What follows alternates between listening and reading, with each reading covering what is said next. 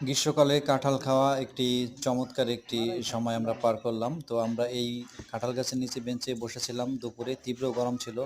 তো মনে হলো কাঁঠাল হয়তোবা পেকেছে। পরে গাছে উঠে আমরা যখন চেক করলাম, অবশেষে আমরা একটি বড় পাকা কাঁঠাল পেয়ে গেলাম এবং সেটি আমরা নি এ নিচে নামিয়ে আনলাম গাছ বেঞ্চের পাকছে উপরে। তো মিষ্টি, ভালো মিষ্টি। তারপর বড় হলে কাঁঠালটি আরেকটু ভেঙে আমরা আবার খাওয়া শুরু করলাম। চমৎকার রসালো এবং কোষে পরিপূর্ণ একটি কাঁঠাল ছিল। গাছ পাকা হওয়ার কারণে একটি যেমন সুস্বাদু ছিল তেমনই মিষ্টি ছিল। যার ফলে আমরা অনেক আরাম-আয়েশ করে কাঁঠালটি আমরা সবকটারও ভালো খেলাম। আছে, একটাও নষ্ট না। আমরা সুন্দর এখানে করে ৩ খা। জন ছিলাম।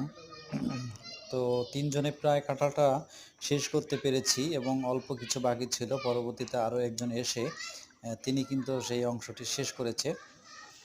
তো যেমনই গরম ছিল তো ঠিক দুপুর সময় আসলে এই সময় কাঁঠাল খেতে আসলে খুবই মজাও ছিল।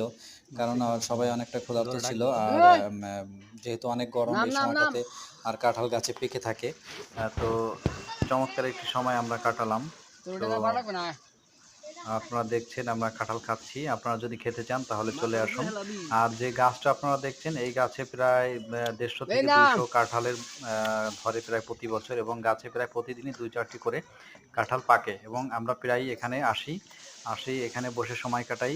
পরবর্তীতে দেখা গেল আমরা ওই পাকা কাঁঠাল ২-১ টি পেলে কয়েকজন মিলে এই বেঞ্চের উপর এখানে বসেই আমরা খাই। আর কিছুদিন পর এখানে পানি চলে আসবে। পানি চলে আসলে এই বেঞ্চের নিচ দিয়ে কিন্তু পানির স্রোত যাবে। তখন কিন্তু এখানে বসে সময় কাটাতে মজা